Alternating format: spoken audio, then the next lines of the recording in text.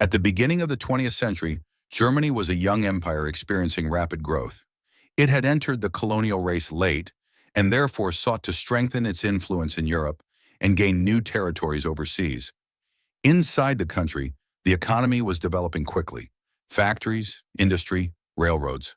But with growing power came a rising sense of threat from its neighbors. To the west stood France, which had not forgotten its defeat in the War of 1870 to 1871 and wanted to reclaim Alsace and Lorraine. To the east was the vast Russian Empire, which was becoming stronger and modernizing its army. And to the south was Germany's ally, Austria-Hungary, burdened with internal problems and conflicts with the peoples of the Balkans. Germany found itself in the center of a tense Europe, surrounded by potential enemies. This is why German leaders believed that sooner or later, a major war was inevitable, and that it would be better to fight it sooner, while Germany was at its peak strength. The trigger came with the assassination of Austria's heir to the throne, Archduke Franz Ferdinand, in Sarajevo on June 28, 1914. Behind the killing stood Serbian nationalists, and Austria-Hungary believed that the Serbian government was involved. Austria wanted to punish Serbia, but understood that Russia might intervene on Serbia's behalf. Without Germany's support, Austria risked losing. That is why Vienna turned to Berlin.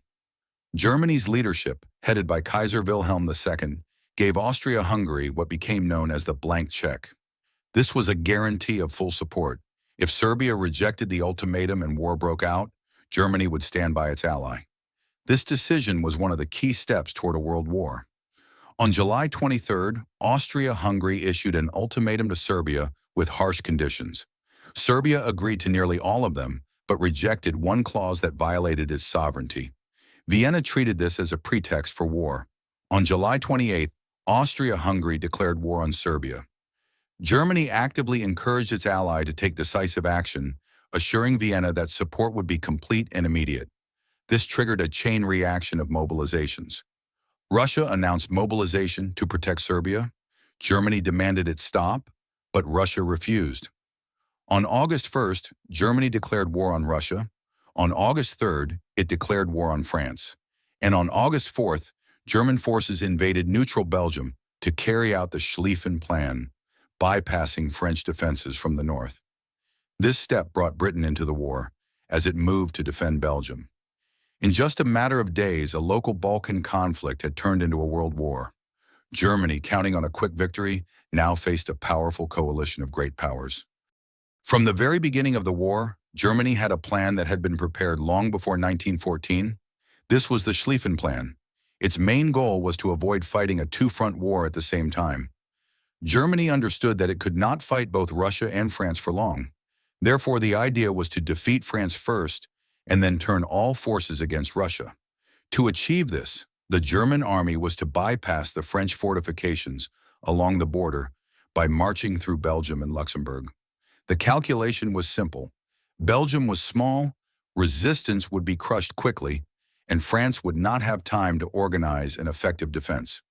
According to the plan, Paris was supposed to fall within 6 weeks, forcing France out of the war, after which Germany could focus on the east. In early August 1914, German troops entered Belgium. But the plan soon faced difficulties. Belgium put up unexpectedly strong resistance. In the fortress city of Liège, the defenders managed to delay the German advance for several days. Despite the resistance, the German army pushed through and advanced deeper into France. By late August and September, German forces had reached the Marne, only a few dozen miles from Paris. Victory seemed close. However, the French High Command rushed in reserves and, together with British forces, launched a counterattack. This was the Battle of the Marne in early September 1914. The German army was forced to retreat and entrenched itself along a line stretching from the North Sea to Switzerland. The war of movement was over, and a long, drawn-out trench war had begun. Meanwhile, on the Eastern Front, Russia moved much faster than Berlin had expected. Already in August, Russian armies invaded East Prussia and threatened Königsberg. This came as a surprise. Germany had assumed that Russia would mobilize slowly. To counter the threat, German troops were transferred from the west. Under the command of Generals Hindenburg and Ludendorff, the German army struck the advancing Russians. At the end of August came the Battle of Tannenberg. One of the Russian armies was encircled and almost completely destroyed. This was a major German victory and greatly boosted morale. But the victory in the east did not change the overall situation. Germany was now trapped in a war on two fronts. In the west, trenches and stalemate. In the east, vast spaces where the Russians had to be held back. The quick victory that the Schlieffen Plan had envisioned never materialized. In the east, Russia acted decisively. In addition to invading East Prussia, its armies also advanced against Austria-Hungary. In September 1914, Russian forces entered Galicia, defeated the Austrians in several battles, and captured Lviv. Even Budapest came under threat. For Austria-Hungary, this was a heavy blow. Its army suffered defeat after defeat. Germany could not allow its ally to collapse. Berlin was forced to transfer some of its troops to stabilize the front and support Vienna. This was yet another factor that prevented Germany from achieving a decisive victory in the West. Germany entered 1915 searching for new solutions. On the Western Front, the Germans used poison gas for the first time. In April, near the Belgian town of Ypres, the German army released a cloud of chlorine gas. This was the first large-scale use of chemical weapons in history. The Allied troops were caught off guard and suffered heavy losses, but the Germans still failed to break through the front. The main successes of the year came in the east. Germany, together with Austria-Hungary, developed a plan for a major offensive against Russia. In May, the operation began, known in history as the Görlitz-Tarnow Offensive. Under the command of General Mackensen, the German and Austrian armies broke through the Russian front near the town of Görlitz. The advance developed rapidly. The Russian army was forced to retreat hundreds of miles. By the summer and fall of 1915, Germany and its allies had occupied vast territories. Poland, Lithuania, and parts of Ukraine and Belarus all fell under German control. On the Western Front, German command decided to strike at France. The goal was not so much to seize territory, but to wear the enemy down. The plan was to force the French to throw more and more troops into the defense until they were completely exhausted. For this, the city of Verdun was chosen. In February, the German army launched a massive offensive. The battle dragged on for nearly an entire year and turned into a true bloodbath. Around 2.5 million soldiers were involved on both sides. Germany expected France to collapse under the pressure, but the French fought desperately, with their rallying cry becoming, "They shall not pass." Instead of a quick victory, Germany became bogged down in a long and grinding struggle. Both sides suffered hundreds of thousands of casualties, but no strategic breakthrough was achieved. In the summer, the Allies tried to relieve the pressure on France by launching their own offensive on the Somme River. In July 1916, British and French forces attacked German positions. This battle became one of the bloodiest of the entire war. It was here that British tanks were first used in large numbers, but they proved unreliable and often broke down. Still, the Allies inflicted heavy losses on Germany and forced it to abandon major offensive plans in the West. Meanwhile, Germany and its allies faced severe challenges on the Eastern Front. In June, Russia launched the Brusilov Offensive. General Brusilov employed new breakthrough tactics that proved unexpectedly effective. Russian forces smashed through Austria-Hungary's defenses and dealt a crushing defeat. The Austrian army was pushed to the brink of collapse. To save its ally, Germany had to divert divisions from other sectors, including the Western Front. This further weakened its ability to deliver a decisive blow in France. Adding to these difficulties was Romania's entry into the war. In August 1916, it joined the Entente and launched an offensive into Transylvania. But Germany and its allies quickly organized a counterattack. By December, Bucharest had been captured, and most of Romanian territory was under occupation. The new threat had been eliminated, and Romania was effectively knocked out of the war. In January 1917, Berlin took a risky step. It declared unrestricted submarine warfare. German U-boats were ordered to sink all ships bound for Britain's shores, even those of neutral countries. The goal was simple: cut off the island's supply of food and weapons and starve it into submission. In the first months, the results were dramatic. Dozens of ships were sent to the bottom, and Britain's supplies were dwindling rapidly. But at the same time, Germany made itself a deadly enemy. Among the ships sunk were American vessels, as well as transports carrying civilians. This sparked outrage in the United States. That spring, President Woodrow Wilson appealed to Congress, and America declared war on Germany. For the Kaiser, this was a severe blow. The United States possessed enormous economic and military potential, just waiting for the moment to enter the fight.